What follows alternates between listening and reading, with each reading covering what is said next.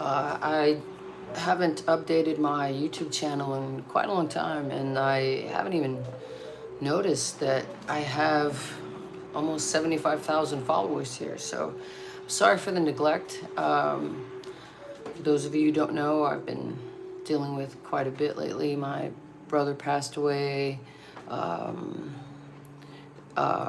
in October.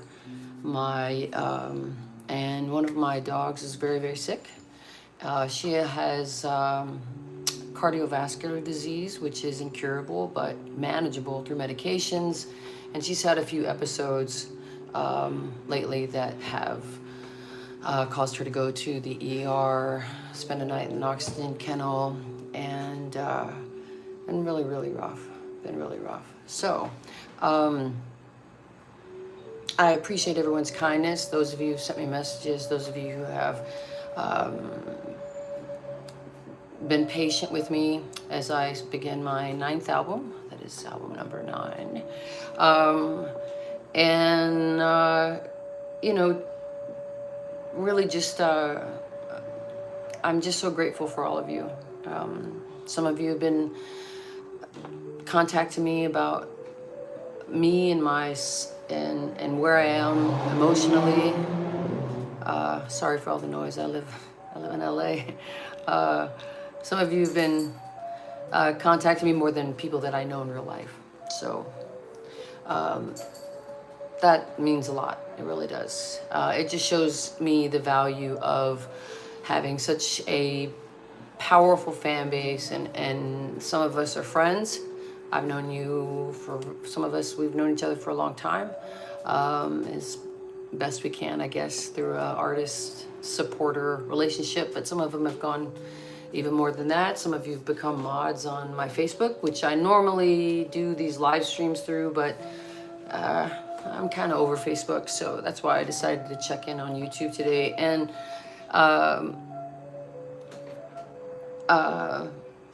you know, it's been really hard. I've found myself in a position where I'm kind of anchored to something that I can't find. So the words aren't coming like I want them to, and I need them to. You know, that's how I've sort of dealt with things throughout my whole life since I was an itty bitty wee lass, growing up in all the poverty and violence and everything that I dealt with, me and my siblings. Still grieving the loss of my big brother, which was just sudden and out of nowhere. Some of you met him on tour. He did merch for me, not because he needed to, but because he wanted to. He was just so proud of me, which makes me miss him even more. And my little Chloe is doing very well. She's stabilized since she's returned home from the vet.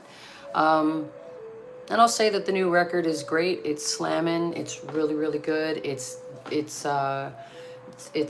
different in a lot of ways and things that I've done in the past, but I think that also makes it more exciting. And when coming on to YouTube, I noticed that I'd been someone had tagged me in a video. And it was just some rando dude that claims that I was he calls himself a journalist, which I think is quite the stretch, calling yourself a journalist, unless he's got a degree in journalism, and maybe he does, I don't know, but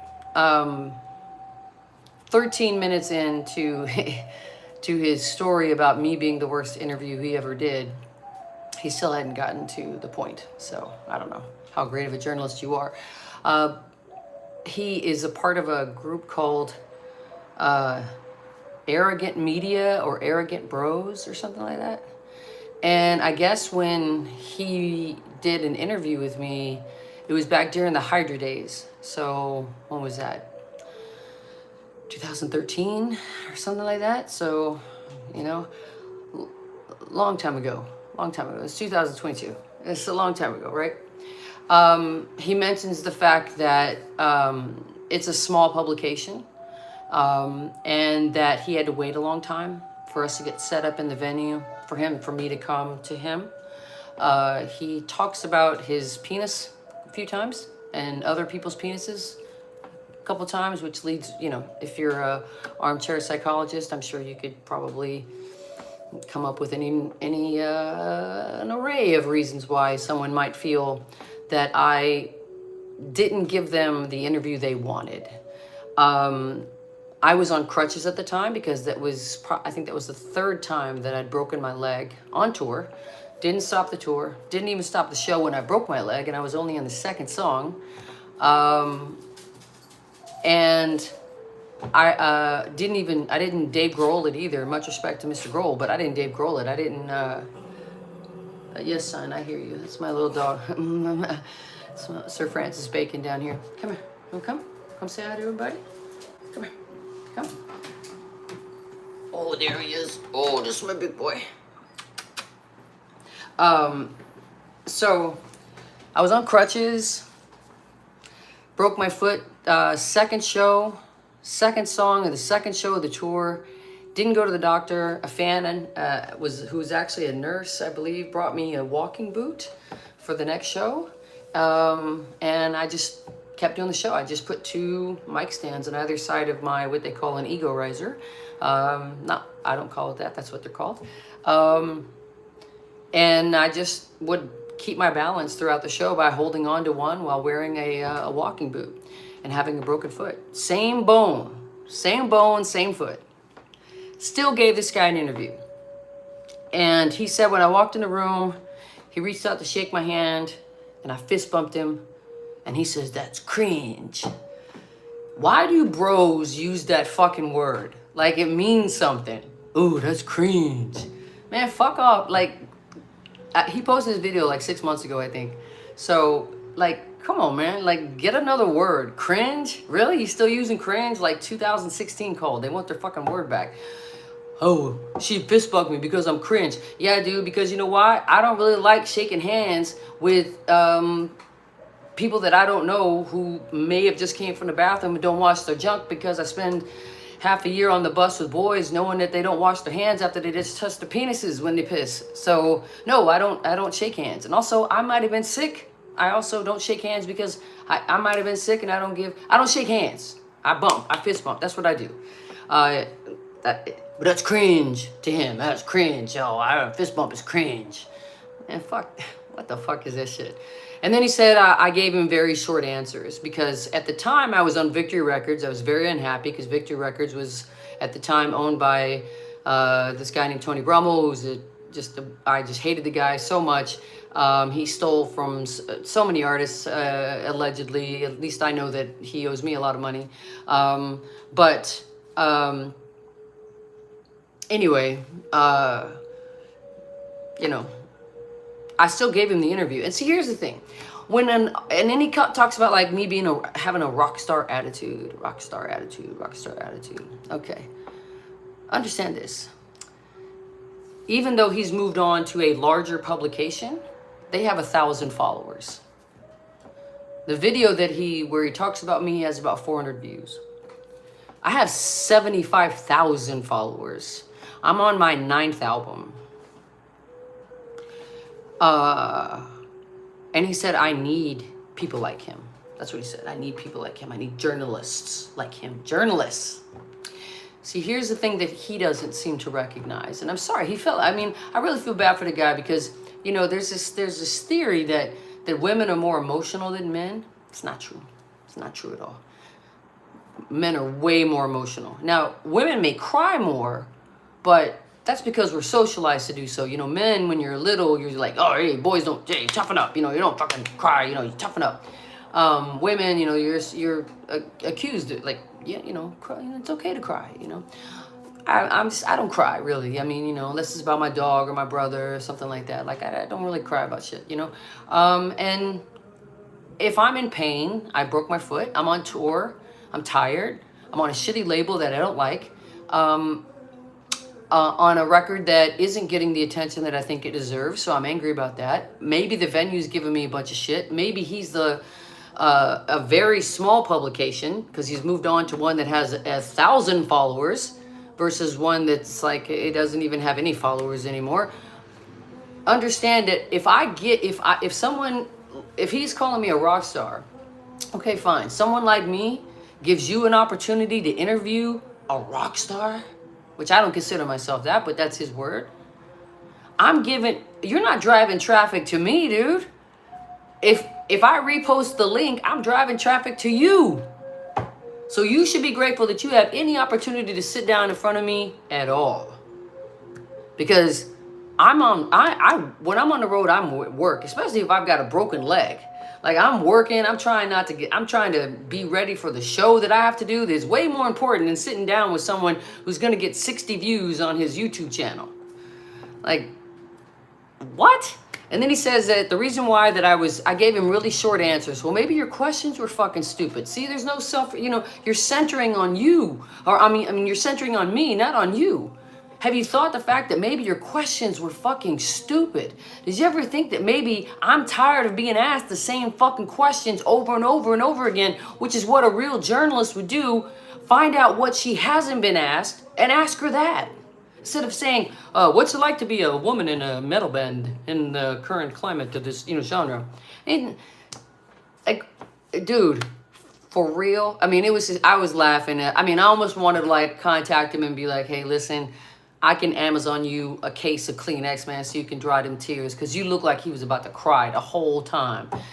I'm sorry I hurt your little feelings. I'm sorry that you thought that me fist bumping you was cringe, but I have OCD and I don't like to touch germy people. I don't. And maybe you came in and you look germy, or maybe I don't know. That's just who I am. You don't like it? I don't give a fuck. I don't give a fuck. If anybody knows anything about me by now, there are things that I just don't care about.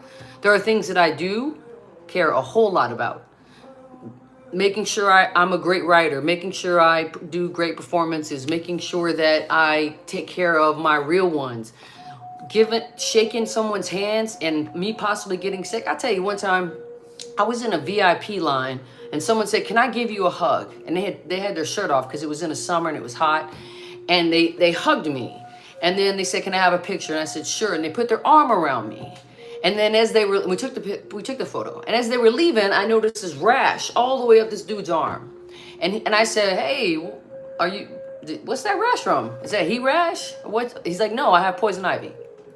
Did you just give me a hug and put your arm around me and you have poison ivy?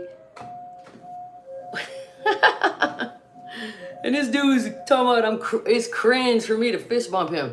And so he's mad that I didn't like it. I was very short with him on my answers with his questions. Well, I gave him the answers that his questions probably deserve, because otherwise I give a pretty good interview. Instead of coming at me, because I'm easily found on social media, instead of coming back to me and saying, hey, I didn't really like our interview back then. I don't know, maybe you were on crutches, maybe you were in pain, maybe you were having a bad day that day. Maybe we could do another interview. Instead, he posts this like, no, I'm so sad. She was so mean to me. Dude, she's a rock star, and real people can't afford to be rock stars anymore.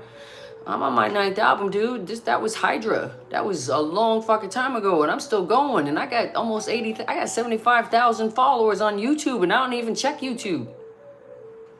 So, and then you talk about the fact that it's been said that I didn't like you because you have a penis? What?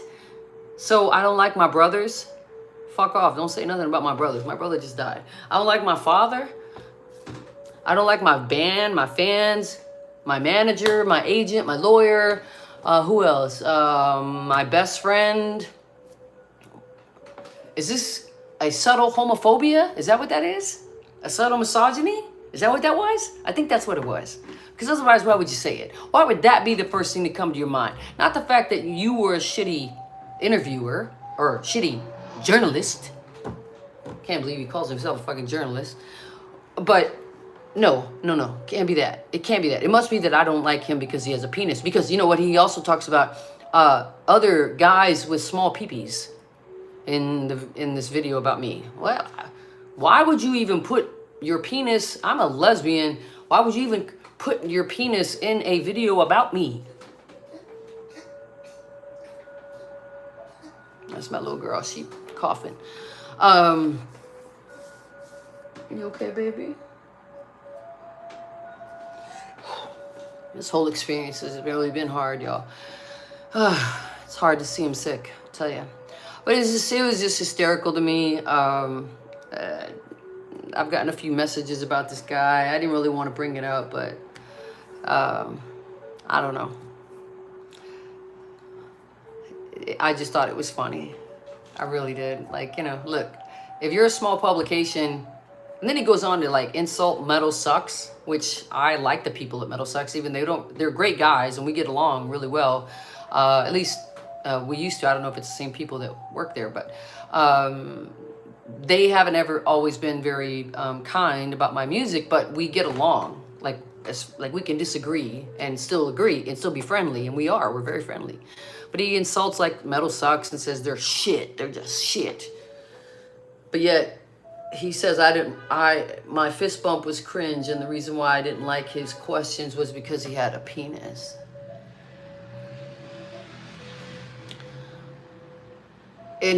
During Hydra, while I had a broken leg, while I was on crutches, and I still made my way back, I still gave him time. Instead of going to my bus, sitting in the back room and elevating my foot with ice on it so that I could be ready for the show that night, I did an interview with this fool, and he got his feelings hurt because he said I was short with him. So he said he didn't tell me to fuck off to my face.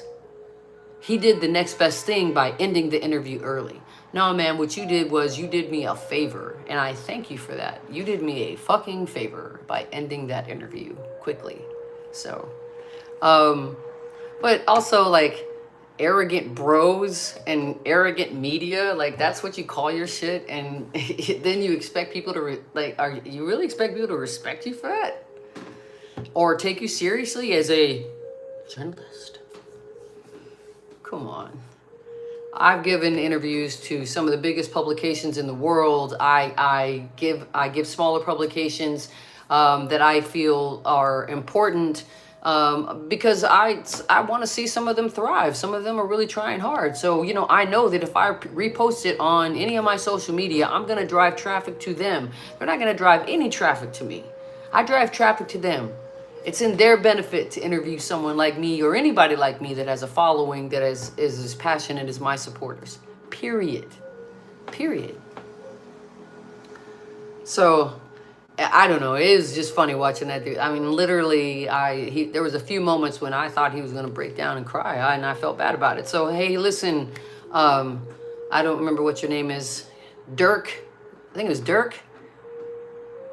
And he called me a dick. See, and now like there's a whole lot of like phallic shit going on in there. I didn't like him because he had a penis. He talked about other bands' peepees, and then called me a dick because I didn't give him the answers he wanted, or they weren't as in depth. But maybe your questions were shallow, so the answers were all that I needed to answer. And I've tried to find the interview. I can't find it. So maybe they posted it. Maybe they took it down. Or maybe he never posted it. I don't know. But he said he left and he never would listen to my music again. Oh my God. Not that.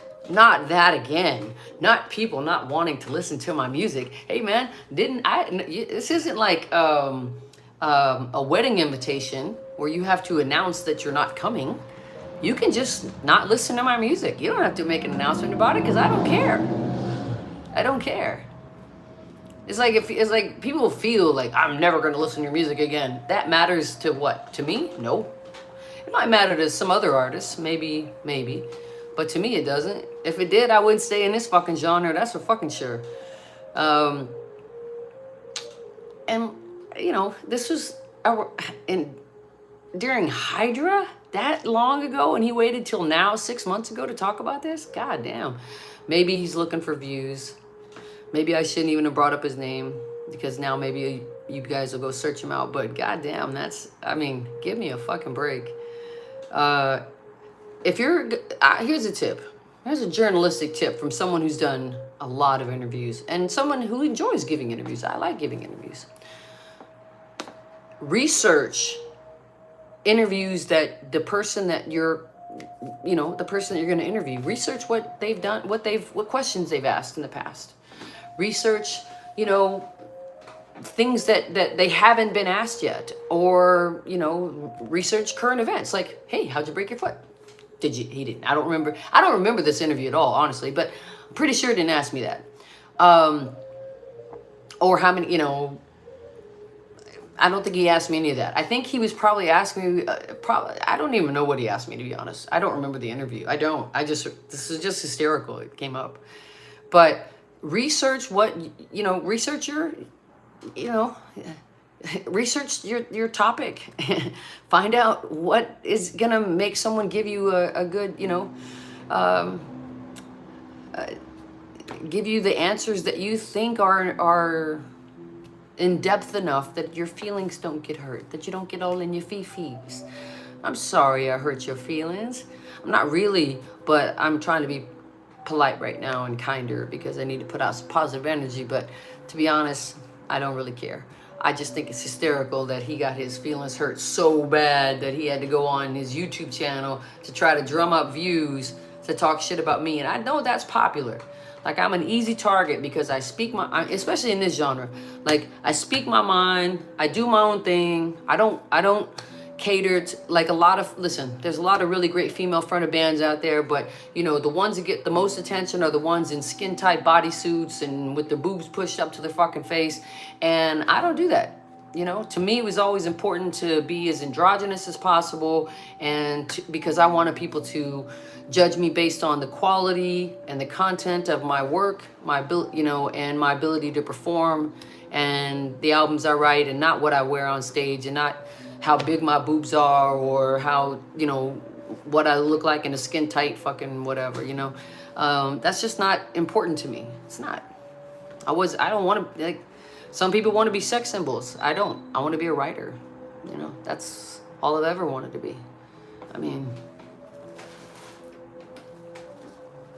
this is just, there's a whole other stack I can't reach, but this is just this week's reading. You know? Hysterical. I don't know. It's funny.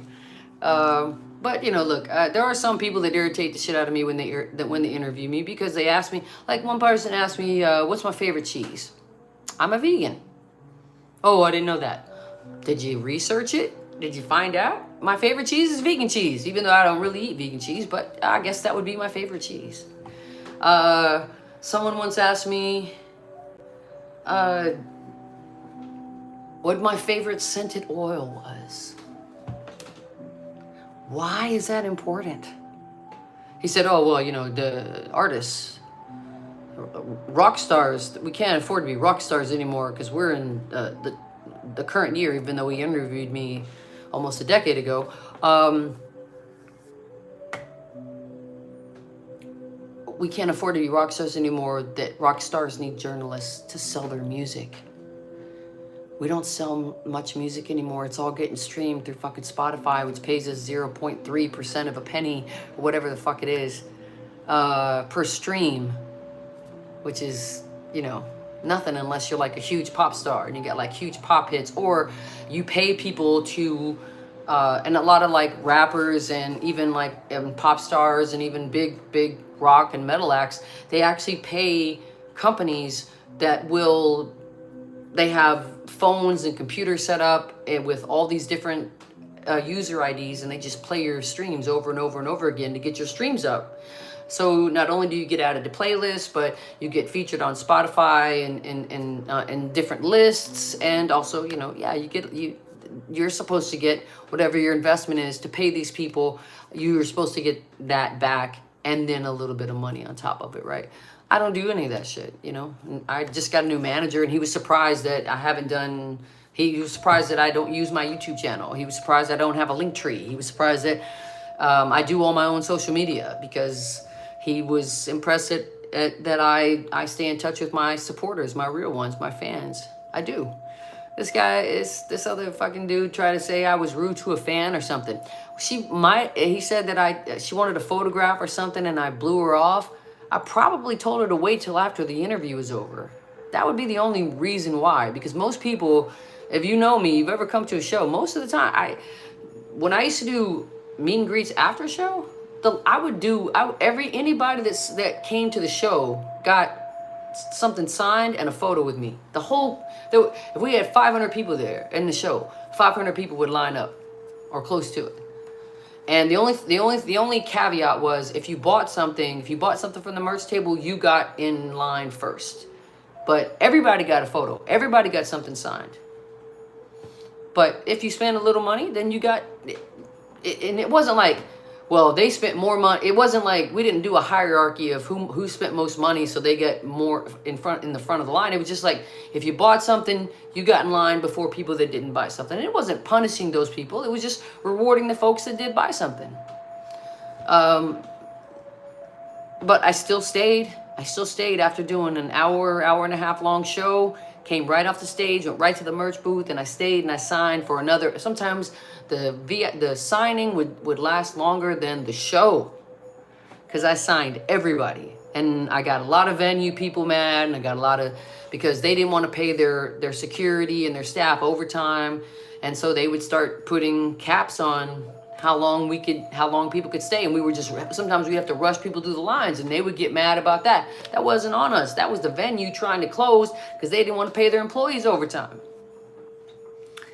You know, it's so I'm so easy to pick on in this genre, because I don't hide my opinion. I don't hide who I am. I don't hide how I feel about things. I speak my mind, and I encourage everybody else. And I also try to have an informed opinion, not just an opinion, an informed opinion based on facts and my own experiences and so forth. I don't just spout off, shit I've that's regurgitated on Facebook or Fox News or whatever bullshit propaganda outlet that a lot of people come at me with, especially, and some of these so-called journalists do that, So, it was just, I don't know, it was funny. So, I've been having some really rough days lately. It's really tough. Still not over the loss of my brother, who died in October. They say there's all these different stages of grief. They don't tell you that sometimes they hit you all at once. I still miss him every day. There's times I pick up the phone to text him, and I remember he's gone. And that just shatters me. And then with my little dog, she's an elder dog already, and now she's developed cardiovascular disease, and she had an episode the other night, and she had to be rushed to the emergency vet, and they kept her overnight in an oxygen kennel, and they changed her medication, and it's been a lot. So I needed something to make me smile, and at least, hey man, whoever you are, if you ever see this, maybe your interview was shitty and maybe you think this is cringe, but you did at least put a smile on my face today, because your video is absolutely absurd, and everything that you said was centered on me, when it should have been centered perhaps on you being a shitty interviewer and an even worse journalist. Like, there is a difference between someone who interviews someone and someone who's a journalist. There's a difference, right? Journalists write about things, but that's a very, very tiny difference. But just the fact that he's calling himself a journalist because he's got a podcast and he's on YouTube and he works for a shitty little tiny little outlet is hysterical to me. And here I have 75,000 followers, and I don't even use this goddamn app. I'll start using it more because I like it much better than I like Facebook. So, anyway, thank you guys for being so kind and patient. I'm working on the record. We have 3 songs left to finish, and then it goes to mixing, mastering. It's all the songs are mixed except for the 3 songs that we have left to finish. And then the songs that are already mixed are we've already started mastering those. And then we just got to do album art and little finishing touches. And I'm really proud of this record. It is very different than anything I've ever done before. And, haters gonna hate, but the real ones are gonna love it. So I'm excited about it, and we might even have a couple of really cool surprises if it works out. We're gonna have some really, really cool surprises. I'm sorry I haven't been reading any of your comments. Some of you guys have been commenting. I've seen the bubbles pop up, but I haven't been reading any of it. But I just feel like, I just wanted to to correct the record because, look, um, it's come to a point now where it's almost comical to me, where people will still use me as a means to create hate and to create chaos and to perpetuate these lies. These bands will come on and say things, oh, I'm terrible to work with and all this shit. When they bought on to my tour 3 other times, I was terrible to work with, but you paid me money to tour with me, but I'm terrible to work with. But you failed to, and you might have, and this one band did get kicked off tour because they lied about it and said I just randomly kicked them off, but that's not what happened. They lied to most venues have what they call runners, and runners is someone with a car, and they run errands for the band, or if someone needs to go somewhere, and someone has a car free, they'll take you. If you want to go to the gym, or if you want to go sick, you need to go to urgent care, or if you want to go do laundry, or you want to go to check out the local sites, or oops, sorry, I live in LA, sorry. Yeah, he don't like it. It's okay, baby. But this particular band, and runners work for the headliner. And if another band that's in the tour package wants to utilize the runner, then they go to the headlining band's tour manager and asks, is it okay if we use the runner? Typically, the runner's busy all day long. They're also running errands for the venue as well, because sometimes we need cables, sometimes we need gaff tape, sometimes we need things for the show that aren't working properly. So they maybe they're out getting things like that. So it's really rare that, especially a buy-on band, gets to use the runner. Well, this particular runner was a guy who was trying to put his life back together. He was on probation. He needed this job to stay on probation, and he was watching his kid. He had his kid with him in the backseat of the car, not just like sitting in the heat or anything, but while he was running errands, he had his kid in the car. And typically they only work a few hours during the afternoon, and then they're gone by doors. Well, this particular band told this runner, without talking to anybody in my crew, I never even interacted with them. I don't interact. That's the other thing that bothers me. People will say, the venues, promoters, people like that will talk so much shit about me, and I never even interact with them. I walk into the venue, I do sound check, whenever that is, usually around 2 or 3 o'clock in the afternoon if we're lucky. Sometimes 4 if we're having problems with the equipment at a particular venue. I do sound check. If there's a VIP, I do VIP. Then I leave, I go to the gym, I come back, walk my dogs, then I rest, wait for the show, go in, do the show, then I'm out. That's it. I don't have hardly any interaction with these people. I rarely interact with the other bands on tour, mostly because I'm trying to rest my voice. A lot of these screamers who, again, I never even get mentioned in these lists that they make anymore, which I think is hysterical. But they will, they do it from a different place than I do it. They do it more from like, raw. See, mine comes from like, it's a diaphragm, right? I do it from the diaphragm, so it comes up and it's louder, it's heavier, but it puts a lot more strain on my voice. My range from the high banshee screams to those low roars and those gutturals, to the whispers and the soft singing and everything that I do. I don't want to get hoarse. I don't want to have. I got vocal polyp years ago. So I don't even really interact with a lot of the bands other than to say, have a good show, guys. If I see them if we're passing each other or something like that. So when they say, oh, she's so difficult, she's so difficult, I don't know if they're talking about, because my name's Otep, which it really is, that's my name, or if they're talking about the band Otep. I don't know. But if it's somebody in my crew or a musician, then that has nothing to do with me. Unless they say Otep Shemaiah. I don't know what they're talking about. But this particular band that keeps trying to use me for clout and to keep their name relevant, they keep saying, she's so terrible to work with. They told this runner and they're a buy-on band. Remember, they paid me money 3 times to tour with me. And that's not uncommon. A lot of bands buy on. This band bought on 3 times. 3 times. I'm difficult to work with, but you still pay me money to tour with me. Okay, all right. Makes sense. They lied and they told this runner that I wanted them to go pick up weed for them in a state where it's a felony. A joint is a felony. Now, I smoke weed, but never on tour, to protect my voice. I never smoke.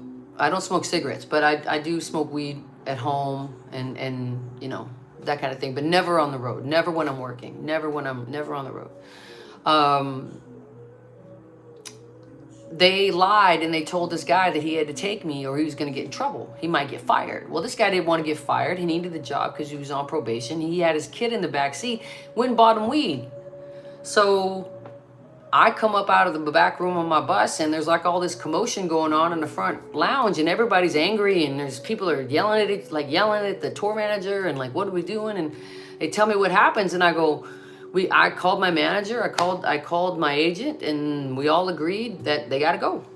So they had to go. And that was it. You not only lied about me, putting me in jeopardy, because if you got busted and the guy got busted, he said, oh, I'm buying this for OTEP, then I could have gotten in trouble. I could have gone to jail. And I hate jail. If I don't want to go back. I'm not going to talk about that. But anyway, but not only that, you could have got this guy's probation revoked. Plus, he's got his kid in the car, which is that kid would have had to go into Child Protective Services, to CPS, and all because you wanted to get weed. You know what? And the thing is like their hygiene was so bad. I'm not going to say the name of the band, but my band that actually did hang out with them, smoke weed with them, interact with them, and all that, nicknamed them condom lesions. These are people that like, if it gets back to this band, remember, you thought these people were your friends, and they had a nickname. They thought you stunk so bad they called you condom lesions. Okay, I didn't even interact with you fools, except to tell the tour manager after I consulted with my manager and my agent that you possibly could have put not only that guy in jail, his kid in Child Protective Services, and me in jail. And also you violated the rules of the tour by using the runner without permission. Everyone decided they had to go because they were also late on load in. They were late on load out. I mean, they were causing all kinds of problems on tour, and we were just kind of letting them be because, we understand, if you're not driving in a bus like we are, and you don't have a professional driver, you get tired. So, sometimes we try to make allowances for the bands who have to drive themselves.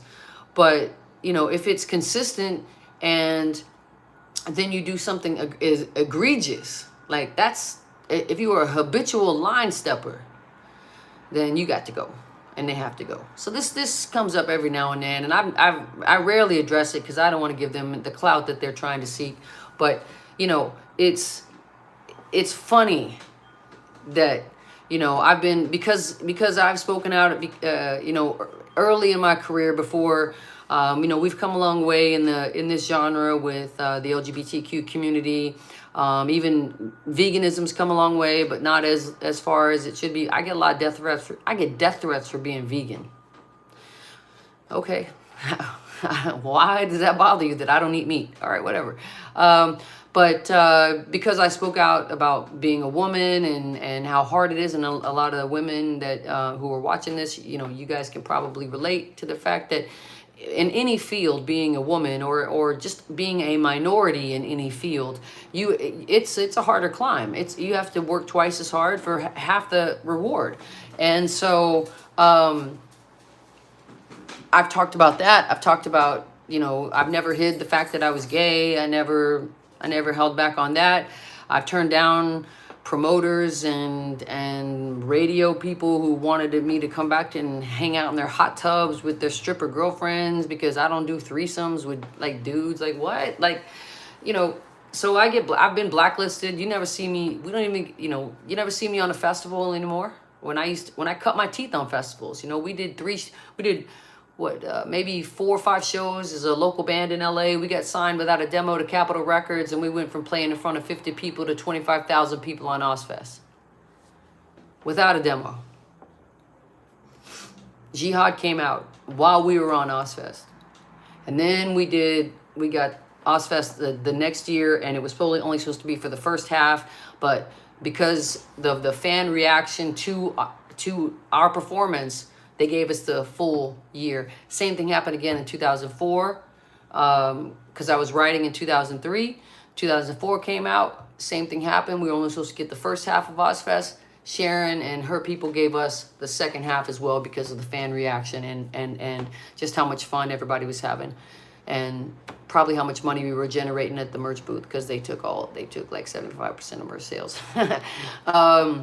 But we don't get those. I don't get those offers anymore, and it's because people they don't like the fact that I'm not gonna fuck them, and I'm not gonna I'm not gonna stand. I'm gonna do my job, and I don't party. I don't drink. I smoke a little weed, but I don't know on tour. If they came to LA and hung out and wanted to smoke some weed with me and talk some politics or history or just shoot the shit, then yeah, maybe, we could go play some billiards or something like that.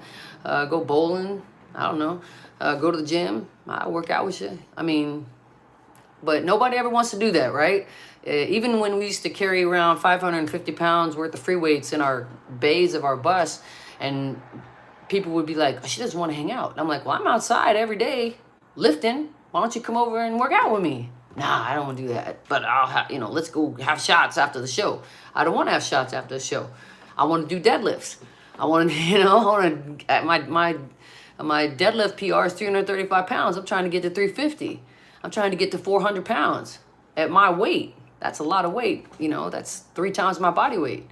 So, it's something I've had to put up with for a long time. I think after this record's over, I'm probably going to take a break, just so that we'll do a tour, of course, to promote the record. But after that, I'm probably going to take a little bit of a break, just because I put 20 years into this. This is like 20 years.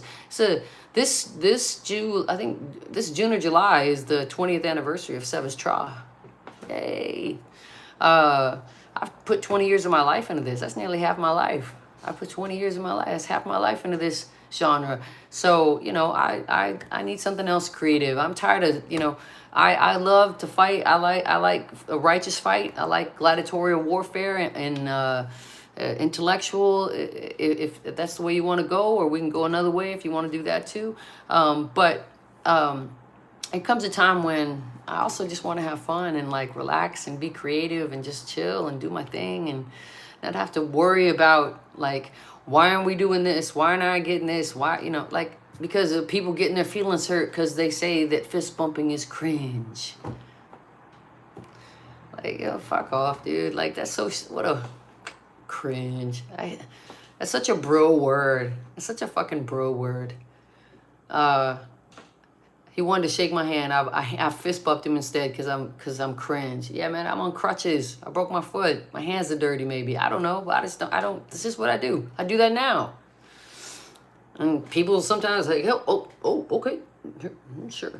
Yeah, because look, the handshake, it was a means of showing that it started because you wanted to make sure that you didn't have a weapon. That's why you showed this. Well, You don't need to know if I got a weapon. And if I do, it's right here. So you get the fist bump. Pow. But all that other shit that this dude was talking about on it, you know, just ridiculous. He didn't like the way I answered his questions. Well, maybe your questions were shitty, you know. The fact they don't include me, the women who've had the most influence in metal, my name never comes up. Oh, who started that?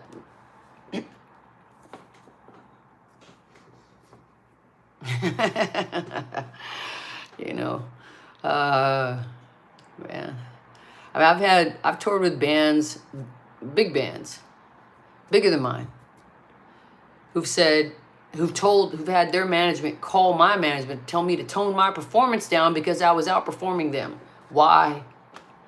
Why don't you turn yours up instead of telling me to turn mine down? They don't like to see a woman outperforming them. And yeah, that's just, look, call it what you want. But then the dude tried to, there are some people that feel like women have a certain role in society, and there are certain people who have been liberated by these things, and that's great to see, but we still have a long way to go. And I think that it's just been ingrained in for so long that in people's minds that I'm this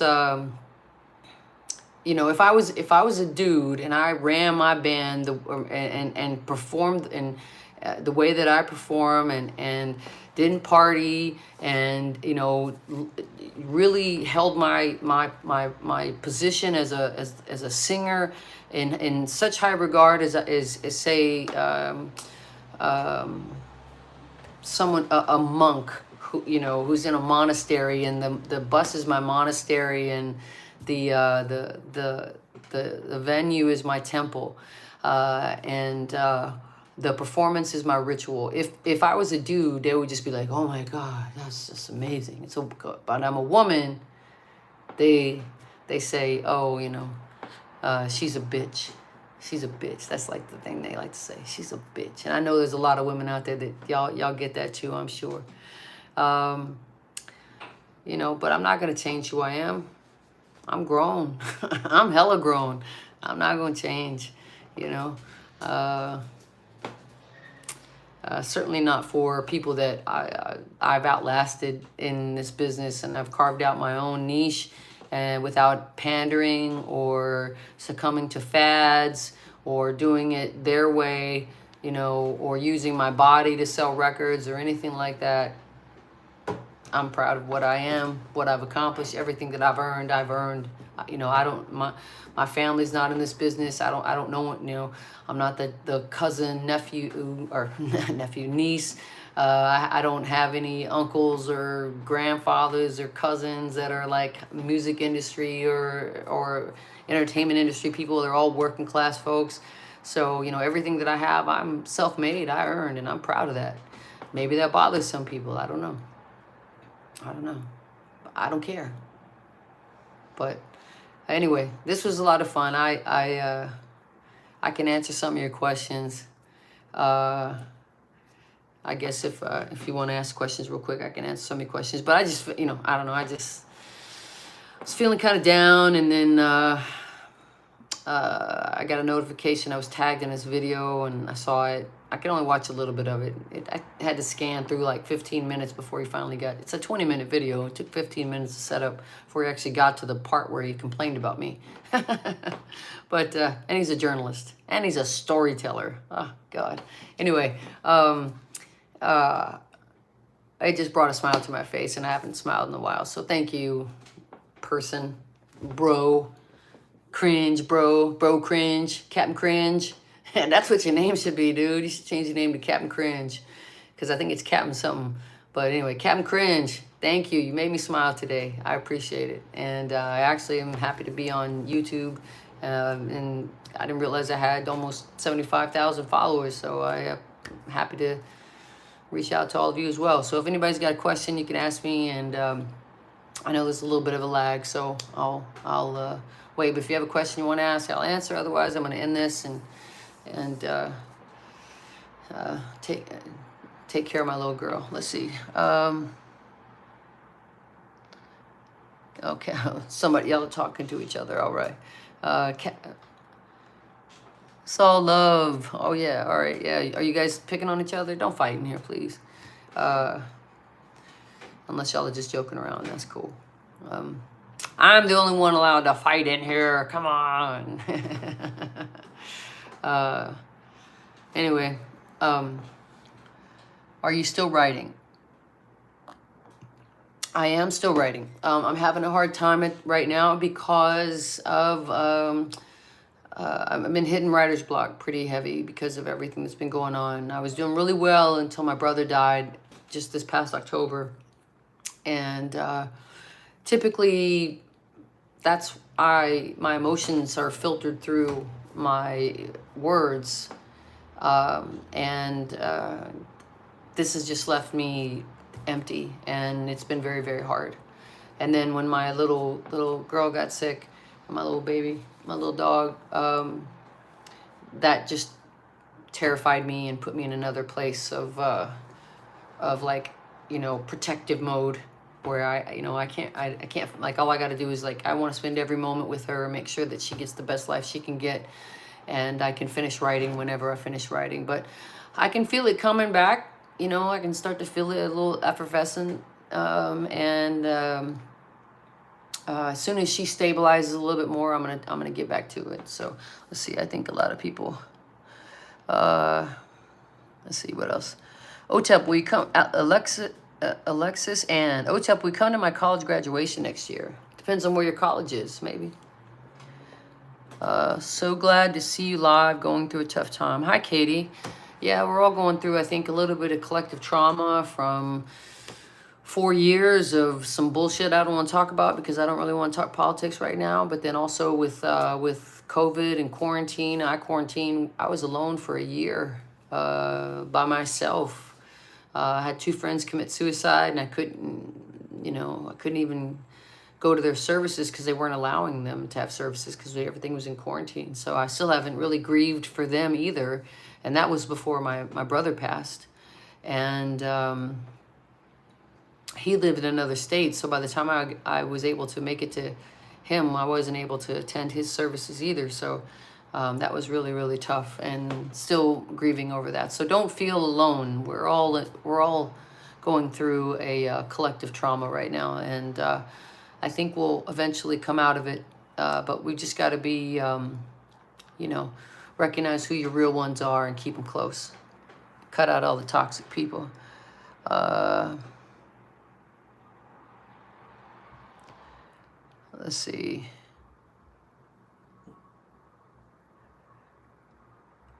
Bloodflower Sickness says, OTAP, how good are you at bowling? I'm pretty good.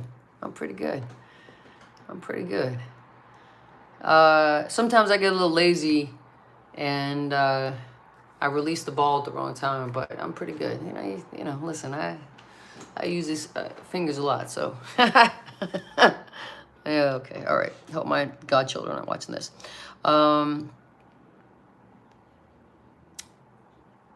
Pierre says, answer your own question. Do you believe in ghosts? Is there a difference between spirits and ghosts? Because I do believe in a spirit world. I definitely believe in that. I'm not sure if I believe in, I don't know. Sometimes there's there's all these things attached to the word ghost. But I do believe in I'm not religious, but I am spiritual, and I do believe in that. And I think that, there are certain people who are attached to, who are in touch with the earth and in touch with the spirit world. In the old days, they would call us witches. And they'd burn us or hang us or drown us or something. But it's funny. Just as you guys asked me that. My wind chime started blowing because I had a dream after my brother passed that he would speak to me in the wind, and my mother bought me some wind chimes, and I don't know if you guys can hear them, but they're blowing blowing pretty heavy. They're chiming a lot outside right now, and they weren't until this question. I just started answering this question. So if that's you, brother. Hey, brother. Let's see. I gotta scroll back. Sorry. What's your favorite book or top 5? My favorite book. Anything by I love Sylvia Plath. I love Harlan Ellison. I love Ray Bradbury. I love Kurt Vonnegut. I love Leonard Cohen. Let's see.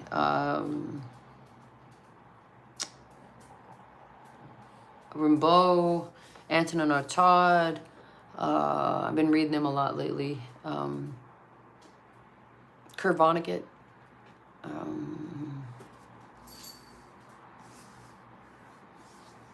I like Mark Twain. Letters from Earth is one of my favorite books. I don't really, Tom Sawyer and all the other stuff. It's like I don't really focus too much on that, but Letters from Earth is like, it's brilliant if you haven't read it. Let's see. I guess, I don't know. Those are pretty much, I'll try to think some more while I'm sitting here. Maya Angelou, I like her a lot. Sorry, so many questions. I got to scroll back. I'm sorry.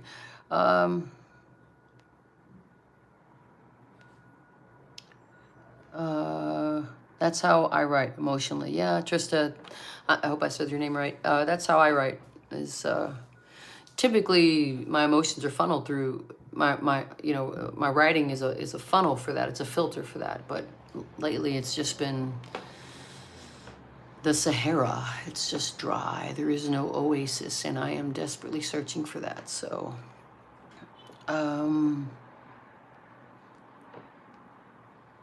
are you considering a solo album during your upcoming break, exploring different genres perhaps? Jeremy asked, Jeremy Newman. I am, absolutely, 100%. Midnight Cryptwork says, maybe try some automatic writing. Don't borrow what comes out, just word vomit for a while. Just get it out. I do that. I've done that for ever since. I mean, I used to do that even before I knew that was a thing. But right now, it's truly it's one of the worst. I've had a brother die before, sadly, a long time ago. I was much younger, and it's even on one of my records. It's a hidden track on one of the records. It's called Brother. So, and I lost my grandmother on my birthday when I was like 13. She was an alcoholic. She died from alcoholism. So I've had my fair share of trauma. I've just, losing a sibling is like he was my eldest brother, and it's just, we were very close, and I don't know, this just hit me different. Hit me real different. I don't know why. Seeing how it affected my parents, that was really hard too. Them grieving their oldest boy. I mean, that was really tough. So, yeah, I don't know. I am gonna keep trying though, everybody. I promise. I'm scrolling. I'm sorry. My best friend, Lyssa, Lyssa, and I love you, and we were watching together. Hi, Katie, and I hope I said Lyssa, sorry. Who is one artist you wish you could work on an album or song with, living or dead? Living would be Corey Taylor or Eminem. Dead would probably be Kurt Cobain. Yeah. Let's see. Sorry, I gotta keep scrolling back.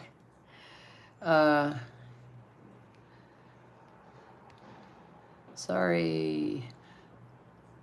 Who is your dream presidential candidate? Right now, I'm extremely happy about President Joe Biden and Vice President Kamala Harris. I'm really happy about that. I know that's going to upset some people, and I don't give a fuck, because I've always liked Joe Biden, from a distance. I didn't really know much about him before he became vice president, but I always know that he was working class Joe, and I come from the working class, and it's nice to see the working class represented. I mean, he's made something of himself, obviously, but isn't that the goal, right? We're all supposed to come up, somehow.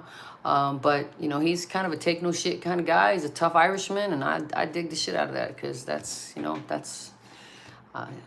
I see myself as sort of as a tough Irish girl. So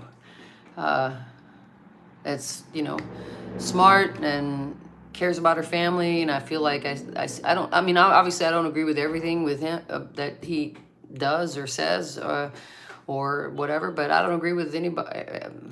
I don't agree with everything that with my parents. I mean, who agrees with everything with anybody? But I think he's doing one heck of a job in the first year that he's been in office, and I think that I'm proud I voted for him. And I think Kamala Harris is a great vice president, and she's doing some great work right now and trying to keep this stupid pretend war that Russia's trying to do in Ukraine, and I'm just real happy about it. I know I read somebody said she probably likes Joe Biden. That's sad. Yeah, well, who'd you like? Andrew Yang? If you say Trump, you're watching the wrong fucking live, man. Let's see. My cats are 11 now. Pierre says I've had them since they could leave their litters, and I'm dreading that day. It's tough when they get older and you start to realize, they're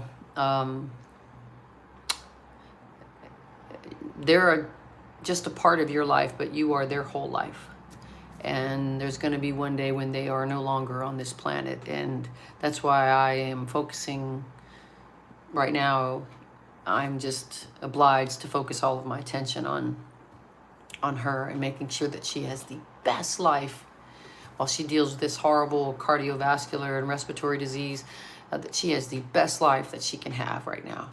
I give her all the love and all the kisses and all the things that makes her, and I am strict as hell on her medication, man. Every 12 hours on the nose. I mean, I do not fuck around with that. And so that's minimized my personal life quite a bit, because at a certain time I've got to be at home to give her meds, and that's more important to me anyway than anything else right now. Just because all I get from her is, and my other little boy, Sir Francis Bacon, and my little girl Chloe, is unconditional love. And all I can do is return that with giving them all I can give, which is my unconditional love. So, sorry, I'm gonna get emotional if I keep talking about it. So we're gonna go to the next question. Sorry, I gotta scroll back. Oh shit.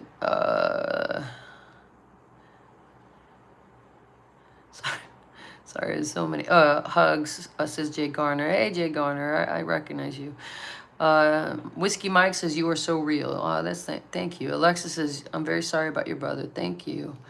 Richard says, I've been a fan since I saw you on Second Stage Ozfest. Every album has been amazing. You're an incredible storyteller, poet, and musician. Thank you. That's very kind. That's all I've ever wanted to be. That's all I've ever wanted to be. In fact, right here is my first book of short stories, movies in my head, available online right now. There's 3 different ones. They all have a similar theme, but they're all set in different time periods and in different worlds, I guess, and the different characters. But there's one main theme that runs through all of them. And if any of you have read it, I'd love to hear what you think that theme is. Let's see. Okay, sorry, gotta scroll back. So many. Sorry, I'm so happy about that. Dawn says, visit Australia. That's not a question. Love you. Thanks for being a great role model for me. Fist bump. We did. We played Australia a few years. It's been a minute. We did. We played Australia. The label we were on at the time didn't really promote it very well. The venues didn't really promote it very well, but we had a great time. It just cost so much money to get there, that, you know, you've got to make sure that that they can recover their costs. And I think we broke even, which is like, whew, you don't want to ever end up in the red. So let's see what else. But I would love to come back to Australia. Here, I'll tell you something. For all you non-Australian folks, if you say rise, rise up, lights, rise up lights, to an Australian, it sounds like razor blades. Rise up lights. My best friend's Australian. She loves that joke. Okay. Sophie gave me a fist up. That's right, baby. Power to the people. People of the power. Favorite female musician besides yourself currently? Ooh. There is an artist that is in a group called Grouper. And it's very atmospheric, and it's very cinematic, and it's ethereal and dark, and I love it. If you ever watch any of my Instagram stories, I use a lot of her music as background music for some of the things I post. Let's see. Hey, what animal you got around you? That is Jago Hire. Jago Hire. I have 2 dogs. Whiskey Mike, you use them fingers. Yeah, I do. Ricky's, she must believe in Biden. Sad. Oh, I'm sorry, Ricky. Sorry that bothers you. Shattered Psyche says, I think maybe a ghost is specifically a vengeful spirit tethered to this plane by the pain of unfinished business. Ooh, that's deep. I'm gonna think on that. Let me ponder that. That's good. That's a good answer. Whiskey Mike calls me a witch. Yes, the left-hand path, indeed. Second question: is there a song you really want to cover? Oh, this new album. There's a lot of songs on this new album that I cover. We haven't really discussed it much, but when I initially was approached by Cleopatra Records, which is the record company I'm on, they're great, they're fantastic, I love them to death, they're an amazing record label, one of the best I've ever been on, and I've been on several. They approached me about doing a cover album, basically just of covers, and we got it so that we're doing some covers and some originals, so there's a lot of covers on this new record, and some of them I didn't want to listen to. If you liked Royals, what I did with Lord's song Royals, you're going to really love what we did with some of these other pop songs, because we just deconstructed them, and even though we kept the core of what they were, we turned them into, a no-tip song. So I'm real proud of them. And then there's some others that, I changed some lyrics, and there were some that I only looked at the lyrics. I didn't listen to the song, especially if I didn't know the song, but I was told that I would like what the artist was singing about or saying. So we built the songs based off the lyrics. And so that was really a lot of fun. So it was like this deconstruction, reconstruction. And I'm real proud of it. So let's see.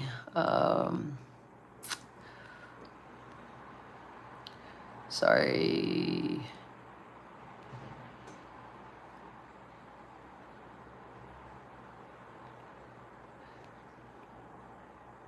I'm trying to get back to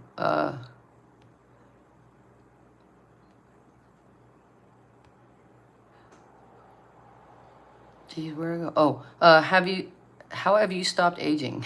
What's your magic formula? You're as gorgeous as ever. You got that Paul Rudd magic. Thank you, Sophie. How very kind. I don't know. I don't know. I eat clean. I work out. I take care of myself. That's very kind of you to say. I don't know. Thank you. That's very sweet. See, now you made me smile. Thank you. Shattered Psyche says, wayward, wandering souls, unable to rest into their righteous vengeance, has been enacted upon the world of man. It sounds like I should be doing a voiceover. I do a lot of voiceover work. For those of you who don't know, I was in the Hobbit, the Battle of the Five Armies. I was in the Ghostbusters reboot, all-female reboot. I was in the Last of Us video game. I am actually a character in World of Warcraft. So I do a lot of voiceover work. So it actually sound like something I would read, a script that I would read from a voiceover. Nice work. Let's see. Sorry, there's so many. Okay. Whiskey Mike says, have a good evening, Shemaya. Thank you. I don't know your last name. Otherwise, I'd call you by your last name since you called me my last name. Shemaya is my last name. Diego says, any advice for a voice? Like, do you sing to vent or for other things? Yeah, I sing to express. It's the only time I can actually be in touch with my soul is when I'm writing or performing. Otherwise, not really, or during, other carnal, intimate activities. Those are really the only times that I'm aware of my soul. Otherwise, I'm very much in my head. So that's why I miss writing, I miss performing, I miss creating, I miss singing so much. But life happens. So what are you gonna do? All right.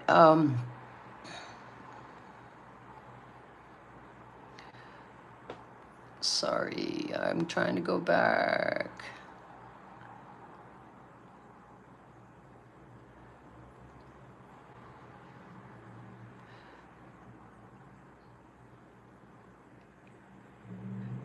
Hi, Hotel.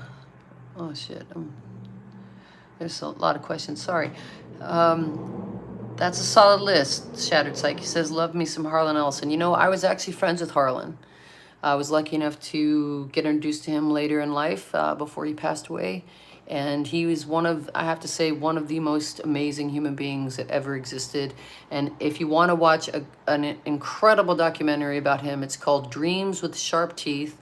And he was friends with Robin Williams. I mean, he knew every writer. He was there when L. Ron Hubbard, because they were all writers that were getting paid a penny a word back in those days, and they were all sitting in a bar just kind of complaining about how shitty it was to be a writer because they were only getting paid a penny a word. And they were there, and one of the other writers said, we should start a religion. And he was there when L. Ron Hubbard got up and went over to his typewriter and started writing the first book of Scientology. Harlan marched in Selma with Martin Luther King. He hid Abby Hoffman in his house when the FBI was after him. I mean, Harlan, far from being, besides being just an incredible mind and thinker. I mean, he used to sit with Isaac Asimov and Carl Sagan and discuss the universe, and he would debate them over. And he wasn't an astrophysicist or anything like that. He just was just an incredible mind. But besides being an incredible writer as well and so imaginative, he was just such a good soul and a good human and a good activist. And I miss him. I miss him a lot. I lost him right before COVID, and then lost his wife shortly thereafter. So I miss him. But I'm glad you guys know Harlan. If you don't, look him up. Do you have a favorite book by Stephen King? Oh, gosh, that's a hard one. I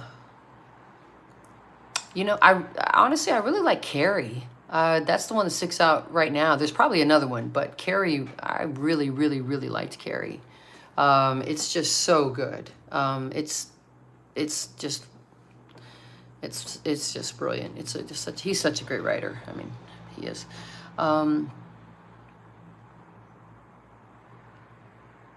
I would love to talk politics with her, says Ricky H. Okay. Shattered Psyche says, I'll check it out. Thanks a lot. Someone N1KLOV1N. Do you have thoughts on Marilyn Manson situation? Is there a separation of music and a person's actions possible? No, I don't think so. I wrote about, I used to date someone that knew his wife, and all the things that had transpired during the time that I dated this lady, this young woman, and all the times that she would call my house or he would call here. And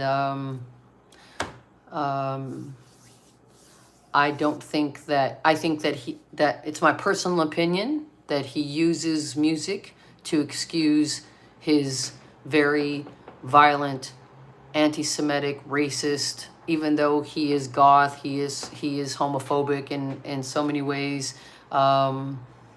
Stole most of his look, his early look, from the Rocky Horror Picture Show. Even his flag with that, if you want to, just go watch the Rocky Horror Picture Show, and you'll see what I'm talking about. The bustiers with the nipples above it, Frankenfurter, his little flag with the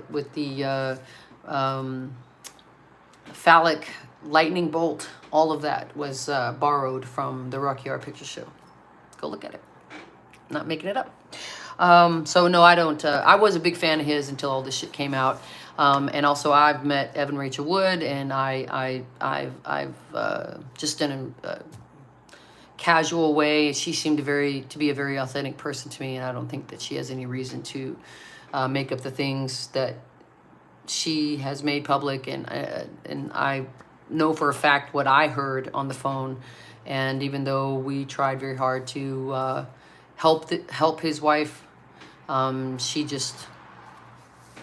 had no interest in it. She just, I guess, wanted to vent. I don't know, but I'm not a fan of his anymore. I don't endorse the guy. I think that it's fucking ridiculous that people still celebrate him. I've gotten death threats from his fans. I've gotten, he's hanging around with Kanye West.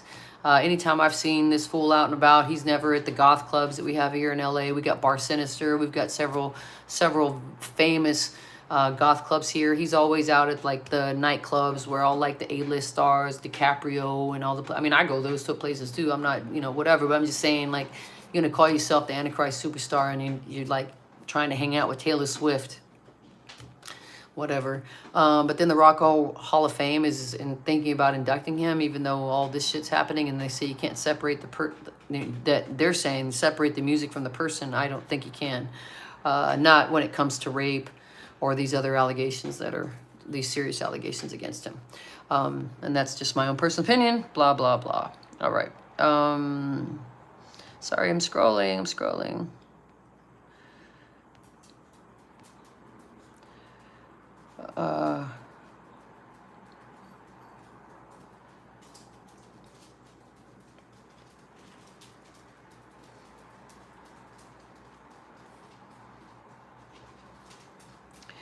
Any tips?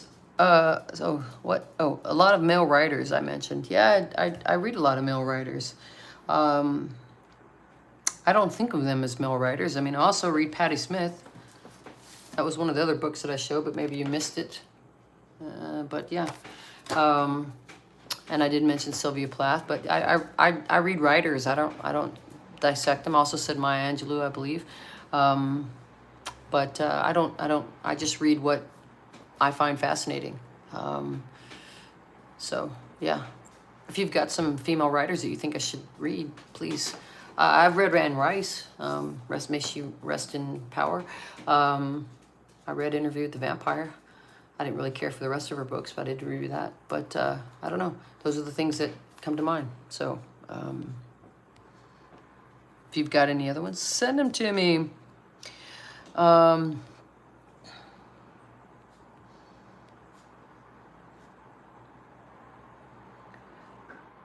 Let's see. Any tips on Jeremy Newman? Any tips on remaining strong during tough times? That I'm struggling with that myself. I think removing toxic people from your life and really focusing on the things that matter. Happiness. That's what matters. Trying to be happy. Like I said, me trying to take care of my little baby girl, my little puppy, making sure she has the best life possible, has, shrunk my social life to, pretty much nothing, but I don't care.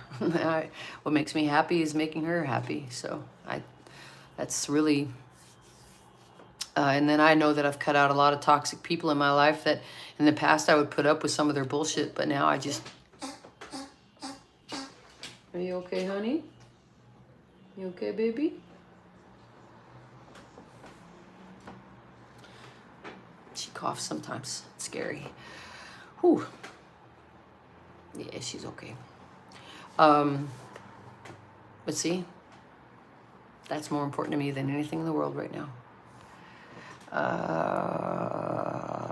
Scrolling back, sorry.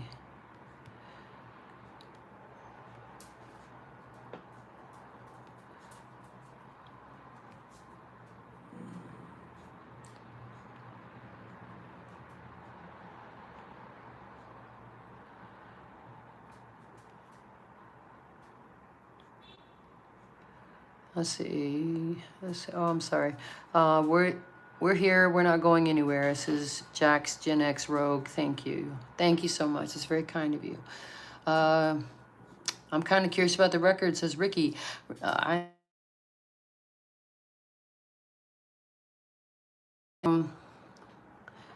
Let's see. That's time for me, everybody. It's time for her medication, so I have got to go. Thoughts on AOC running? I'd like to see her pass a couple bills first and get some time in more experience. Corporations own the red and blue teams. You know, whatever. I'm not going to get into this conversation. Crooked spoons can bend together. Yes. I struggle with mental health and my cat's the reason I'm still here. Amen. Thank you for all you've done for me and the member of the LGBT community. And as a woman, you've helped me express me more than I can express. Thank you, Alexis. Your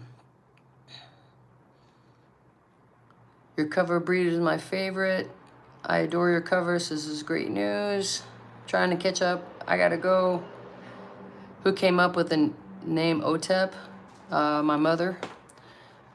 She's was an archaeologist. So, all right. Thank you guys so much. I've got to go. I'm sorry I wasn't able to get to all your questions, but it is medication time for my baby. And again, she matters most. So thank you guys for your questions. Thanks for watching. Thanks for listening to my rambles and my rants. And I appreciate your patience and all your kindness. And I promise you that album 9, I'm going to give you the very best that I got. All right. Much love. Take care of yourselves and take care of